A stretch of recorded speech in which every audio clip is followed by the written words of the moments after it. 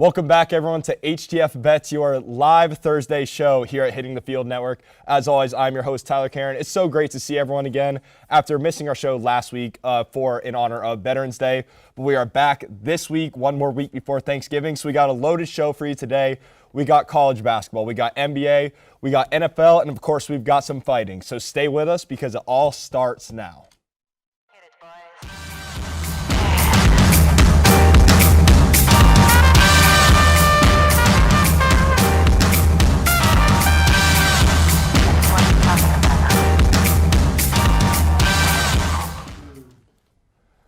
Welcome back, everyone. To my right, of course, as always, Johan Blanco. And to my left, the happiest man in Hitting the Field Network, Riley Shepard. Your Lions didn't lose this last weekend. Just had to plug that in really quick. Thank you. The Lions, there will not be an 0-17 in NFL this year. Now, we're not going to start with NFL, but Riley's just so happy today that we had to start the show off with that. We have the biggest game of college basketball so far this season coming up next Tuesday in Vegas in the T-Mobile Arena. We got number 1 Gonzaga versus number 2 UCLA. This is a rematch of the Final Four matchup last year that ended on Jalen Suggs hitting a half-court buzzer beater to advance Gonzaga to the national championship. Gonzaga comes out. The spreads are not officially released. I myself set the spread at -2.5 for Gonzaga. I think that it's fair. I think that'll reflect with Gonzaga being 1, UCLA being 2. I think that's how it'll come out. So, Johan, I'm going to start with you, my man. Well, if you look at Gonzaga and UCLA, they're both really complete teams. Obviously, they're number 1 and number 2 in the country. I'm going to stick with Gonzaga. You know, Julian Strother, guard play has been really good. He improved since last season, averaging 13 points per game, having 5 rebounds, and shooting at 56% from the field. But also, I mean, the spotlight's going to be on Drew Timme, obviously. He might be the college basketball player of the year this year. I mean, he dropped 37 on number 5 Texas. So look forward to him having another big game this Tuesday. Yeah, absolutely. I'm going to go over, joining us today, Luca Costa is joining us as a guest here on HTF Bets. Luca, you got Gonzaga, UCLA going into this weekend. Honestly, the last 3 years, the Gonzaga's just been so dominant in college basketball scene. I honestly don't get to. It's just impossible to bet against them this year. Gonzaga is they're just dogs. That's not a joke. There is no pun intended. They are literally just dogs on and off the court. They just put the work in. UCLA is a really good team too. They've they've had their struggles recently, but I think that Gonzaga's gonna come out on top. To be honest with you, and I think they're gonna clear the spread of 2.5. I agree with that. Riley, talk about UCLA, Mick Cronin-led UCLA. No, and look, UCLA looks every bit of the team that they were last season, making it to the Final Four.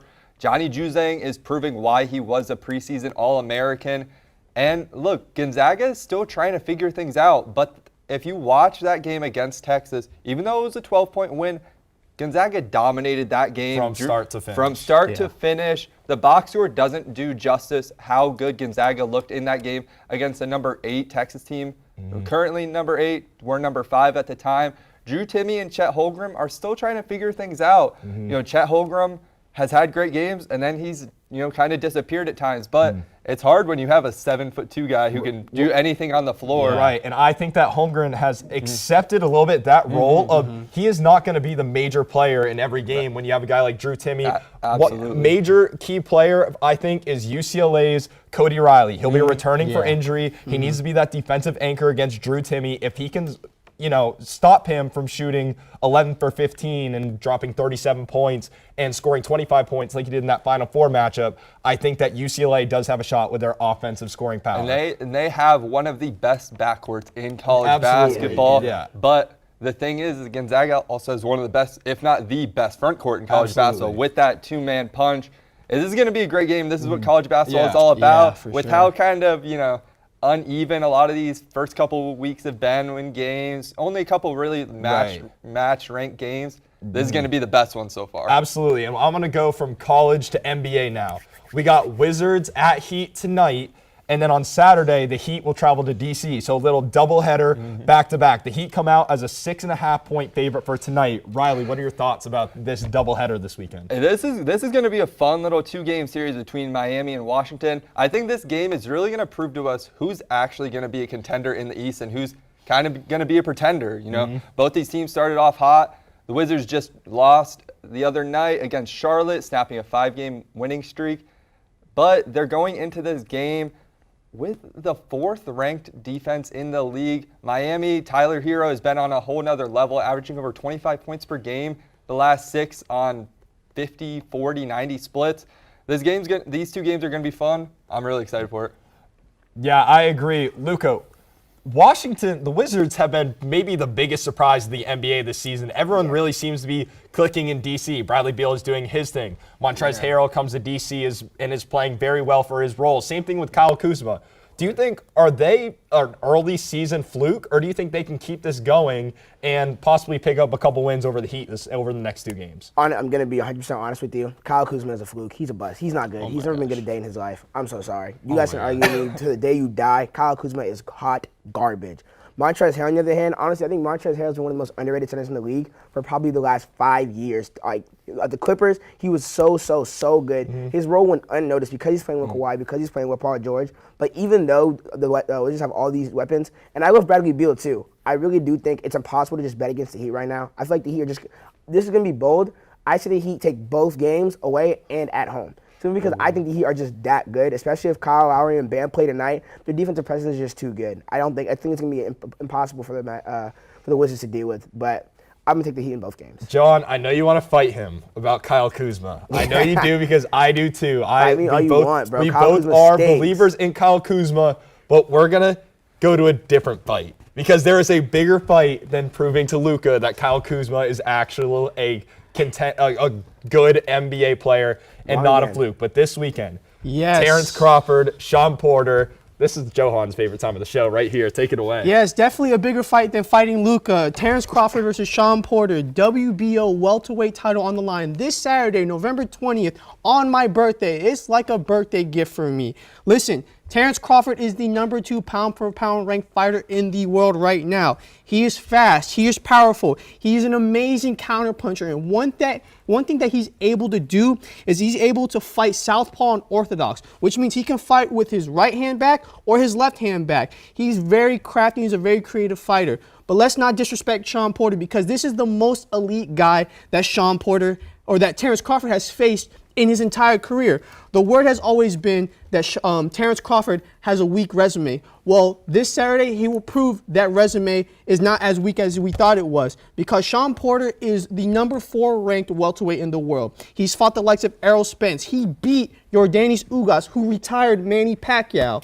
He has beaten a lot of guys, and he is a 2-time welterweight champion in boxing. So this is a really close fight. This is closer than what the odds say it is. Mm-hmm. So you disagree with the odds, or the spread sits at Crawford minus 700 with Porter at plus 500. I would say that minus 700 is a little too high, just a little bit. I would bring it down to minus 500, and that would be much more of an even spread because I would say Terrence Crawford is a much more technical fighter, and he's a lot faster, and he has the fast twitchies, whereas Sean Porter, he can get technical at times, but naturally he's a brawler. He likes to push the pace. He's very aggressive and in your face, and I think that will be to his detriment this Saturday because Terrence Crawford will be able to check him, and he will be able to counter him very well.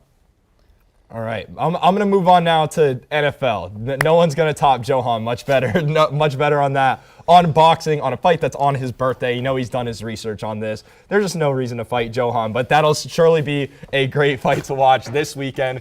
Moving on to our NFL game of the week. We got the Cowboys versus the Chiefs. Luca, the Chiefs, the Cowboys come in at a 2.5-point favorite. That was just updated this morning.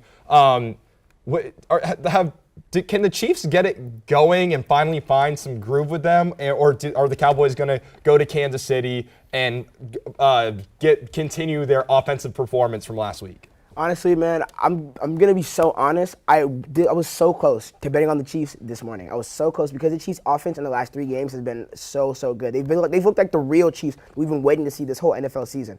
But I do not think that they're going to get it going against Dallas Cowboys defense. Even though Dallas Cowboys defense is a little bit overrated, Trayvon Diggs does have a pick in every game except 2 games, I think it is this year. But he's been exposed so many times, so many times this season by receivers. But I think the Cowboys are going to take the win in this one, 2.5-point favorites. I'm not going to do my dog, Alex Funderburke, like that. I'm going to bet on his Cowboys. I'm going to do you right. The over-under is 56. I think it's going to be under, to be honest. And I really do think the Cowboys are going to be able to hold this Chiefs offense because we've seen it in the last 3 weeks. When teams play two high safeties against Patrick Mahomes, he doesn't know what to do. He can't focus. He tries to throw reckless passes, so things like that. It's just, So I think I'm going to take the Cowboys in this one. I would just watch for that over. The Cowboys just had their best offensive performance of the season, scoring 43 points. Now, again, it was versus Atlanta. Yeah. However, that's 43 points. Their whole offense was clicking. Everybody was eating that game. But that's all the time that we're going to have for segment 1. You have our picks across 3 different sports. So be sure to get your bets in. Stay with us. We have our fantasy section coming up in segment 2, and that'll start after the commercial.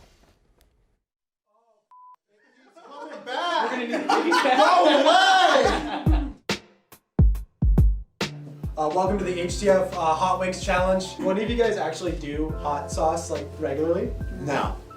It's like the least black thing I do. Oh, wow, okay. I say Johnny goes first on this one. I agree. The Buccaneers are going to play the Washington football team. That can't happen. It will happen. I'm terrified. No, I really hate it. No. Yes. No. Yes. No. Yes. No.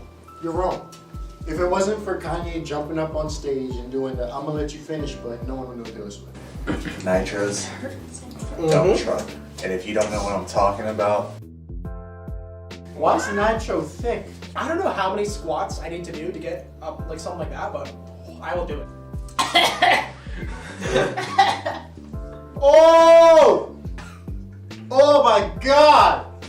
Baseball, obvious reasons. Babe Ruth, if you want to go currently. I feel like that's just a good thing. he jumped off the wall to catch the home run. We made it through all the way to the end. Thank you for joining us.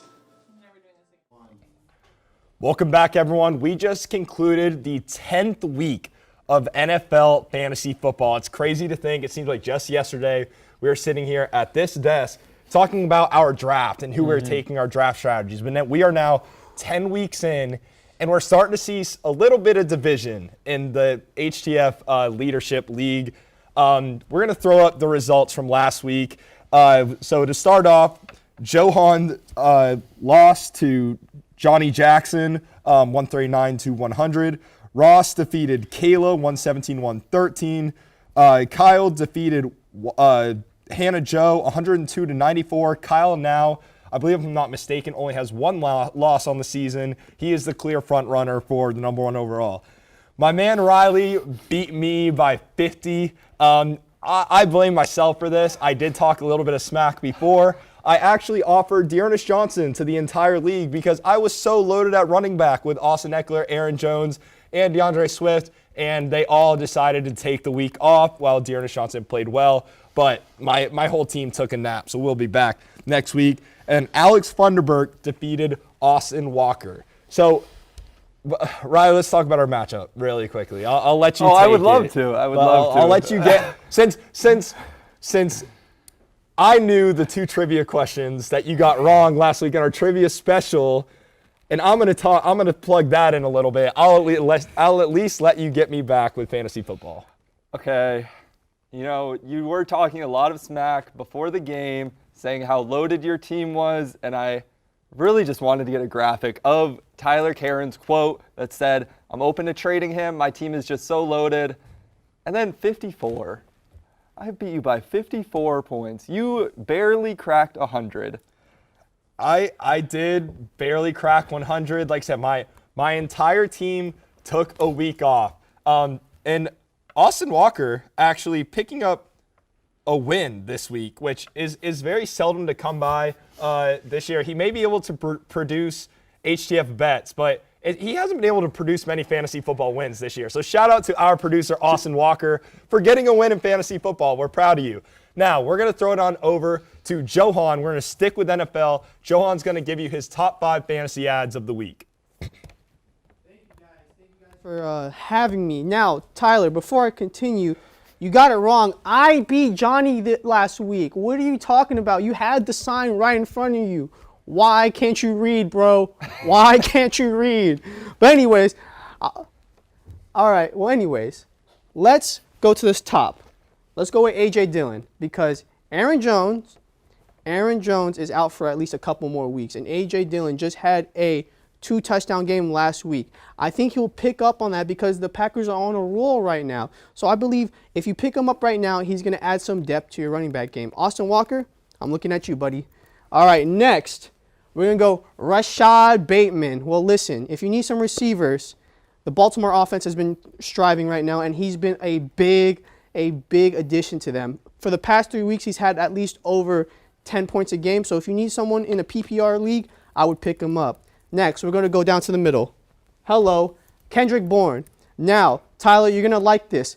I like the Patriots right now. I don't really say this, but the Patriots have been playing really good. They're on a roll right now, and they're looking like, I'm not going to say a contender, but they're looking like a playoff team. And Kendrick Bourne has been their deep threat. He's been their deep threat throughout the entire season. There was one game where he had double-digit points, and he had one reception for 75 yards and a touchdown. So I would pick him up if you need, some points at the receiving spot. Next, we're going to go down here, second to last. Dan Arnold. I know it's a Jaguars. Jaguars are kind of trash. Urban Meyer's kind of trash. But listen, Trevor Lawrence doesn't have much to throw to, so he dumps it down the middle to Dan Arnold. He's been very consistent as of late throughout these past 3 weeks. He's been the one who's been getting the most targets. He's been the one who's been catching the most receptions. If you need something at the tight end position, if you need like a backup tight end, or even if your tight ends are starting to slump down, pick him up. I promise you, you won't regret it.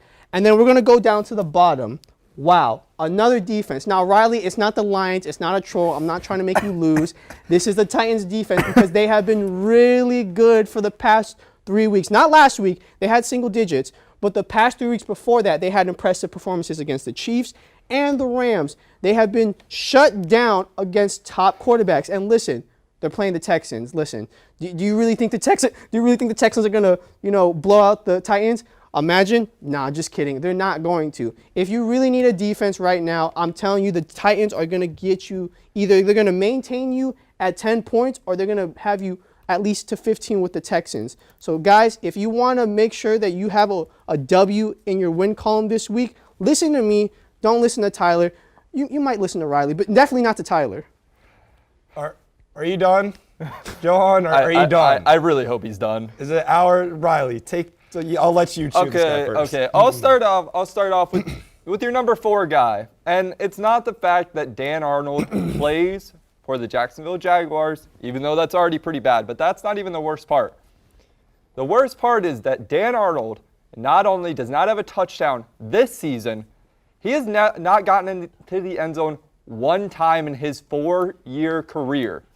Why would you pick up somebody who, we all know, fantasy, where you get your points, is scoring touchdowns, and this man has not scored a touchdown in his entire career. No. His entire career, John. Dude, we're in a PPR league. That's literally what Dan Arnold's for. He literally had 8 receptions last week. What are you talking about? Literally, PPR. That's what. Bro, I don't want to talk about it. I'm not going to answer you no more. Hey, Johan, you know what? I'm going to back you up on this one because I think, especially for a tight end who the last 3 weeks he's had at least 10 points the last 3 weeks. So I'm okay with that, with no touchdowns. And for a tight end getting 10 points in fantasy, I'll take that, especially when it's coming from the Jags. The one I really need to get you on, Kendrick Bourne, right? Surprising. You put a Patriots on your list, and I'm going to complain about it. And I'm going to tell you why. Yes, they are looking great. I'm so surprised by the Patriots and how well they've been playing the last couple of weeks.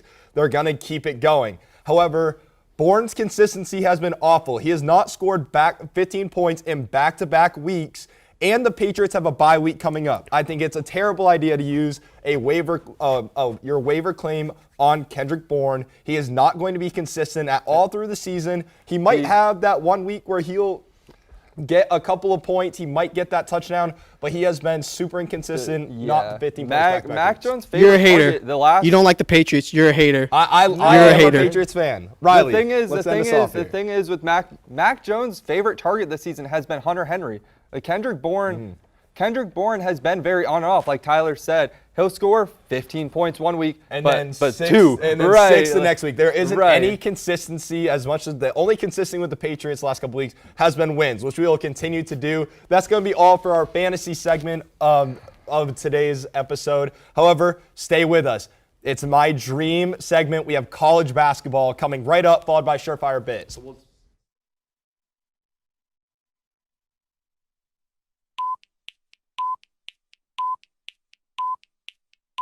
I'm in charge of the meeting this week. So you know what we're going to talk about? Basketball. The second thing we're going to talk about this week is basketball. Okay?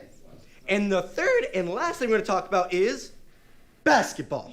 God. It's ridiculous. I want to quit. Can I quit? Take that. Look at the screen.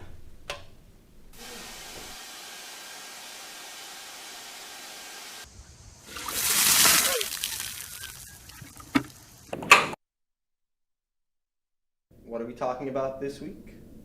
Basketball. Johan, welcome back, everyone. Johan's back at the desk after those awful pickups. I don't know why we sent him over there anymore. From next time we're on, it'll either be me or Riley. We won't send Johan over there. Really quickly, we're going to show you our fantasy basketball results from last week. I jumped the gun a little bit on college basketball. I got really excited. Well, we didn't show you guys fantasy basketball. So we're going to throw it up on the screen. We had Alex defeating Johnny. Kyle defeated Johan. Johan, I'm sorry. That's correct. You actually lost in basketball this week. There wasn't a graphic error in this time. Johan actually lost. Luca defeated Kayla. I improved to 3-1 and defeated Hannah Joe. Austin defeated Ross. And Cliff defeated Riley. So those are your Week 4 fantasy basketball results for the Hitting HTF Leadership League. Now, college basketball season. We have just gotten through our first week. We've already had buzzer beaters. We've already had upsets, and we are only a week in. For this, we're going to give our way too early predictions on conference winners. We're going to go through the Big 12, the Big 12, the Big 10, the ACC, and the AAC. So we're going to kick it off in the Big 10. Johan, I'm gonna let you roll with this because Big Ten has been the most loaded league this year and last year. So I'll let you be dummy and get your prediction wrong first. So. Listen. I'm gonna go with a dark horse in this one. I'm gonna go with Indiana. Oh my God. Sorry, Camden, Mowery. It's not Oh gonna, my it's not gonna be God. Ohio State. It's not gonna be Purdue. I'm gonna go with Indiana. Indiana has been playing well. Yes, they had a close game against St. John's, but I just like how they're playing. They've always been a very good basketball school and a very good program. And I think that they're gonna, if they're not gonna win the conference championship, they're at least gonna make it far. I'm a big Trace Jackson Davis guy. I love TJD. I love big men in basketball. The post play is my favorite thing to watch college basketball, which is partially why I don't like NBA as much as college basketball. But that's just simply not true. No. See, because the winner of the Big Ten this year, it's actually going to be Purdue. It's not going to be that. Yes, you have Jaden Ivey, who has been playing out of his mind all season. They have the freshman stud. They have the experience. They have the senior in Zach Edey, who's been great from inside, averaging 18 and 10. Sesha Stefanovic improved to almost 14 points this year, almost for his average, almost double from last season, and he's shooting 56% from three. You have the freshman stud, you have the big man, you have the shooting, and they have the depth. It's going to be Purdue. No, and the Big Ten, like Tyler said, is the most loaded conference in college basketball. They were last season. They had 9 teams make it to March Madness, and they will probably have at least 9, if not 10, dancing when it comes to March. Mm-hmm. The Big Ten is old school college basketball. It's big man dominant. Mm-hmm. Talked about Zach Edey, Hunter Dickinson. Illinois is getting back Kofi Coburn after that 3-game suspension. Mm-hmm. And he was the preseason Big Ten Player of the Year. The Big Ten is going to be a lot of fun to watch. I'm still going to have Michigan as my Big Ten champion, but this is going to be interesting. Michigan, Juwan Howard has brought in a lot of 5 stars. This Michigan team is a lot younger than it was in years past. No. They just dropped one to Seton Hall, but losses don't really matter that much in college basketball, especially when they're quality, close losses.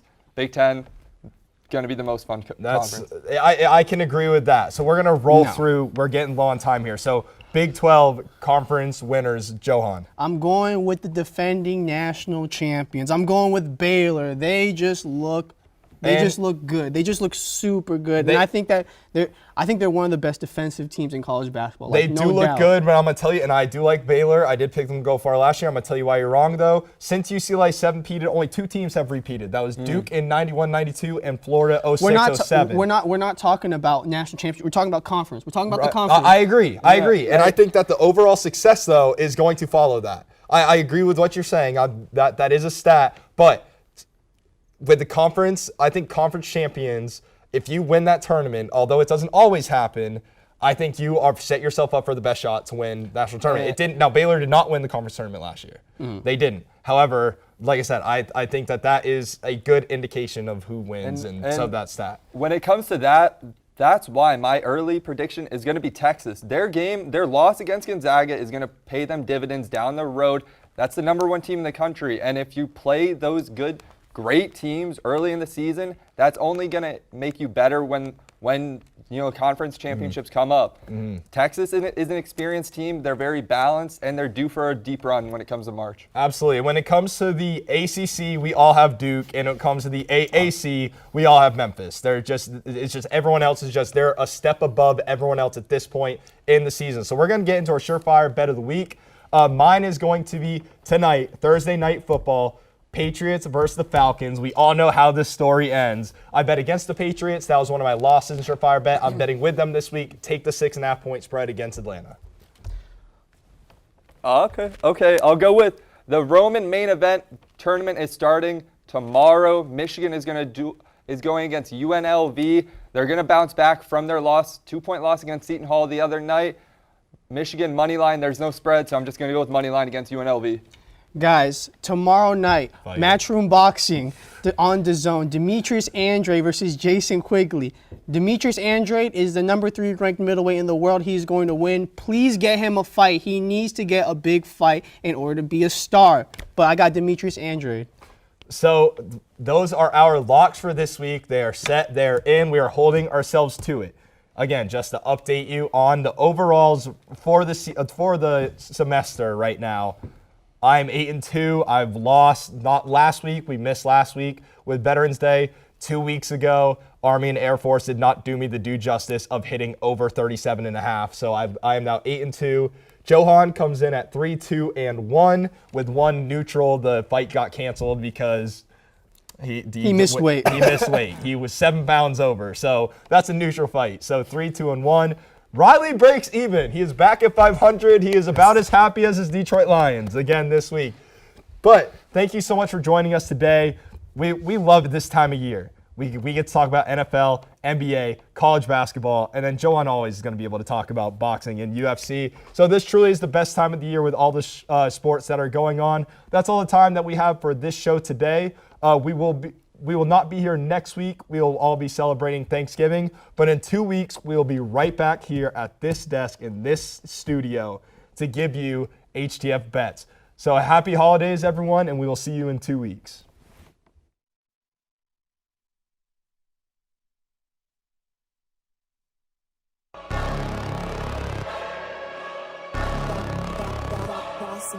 Things gon' change when I really hit the field. Undefeated chance, man, you know what's the deal. Tryna find a kid, I'm in the field doing drills. Boy, you just a sucker, you ain't never keep it real. 3 rings in my hand, I'm a warrior to the max. When I hang it up, they gon' have to give me plaques. Step up in the building and I only bring the facts. When I make a highlight, they gon' replay, run it back. Okay, always locked in, now I don't got time to lax. Saying he the best, he could take a lap.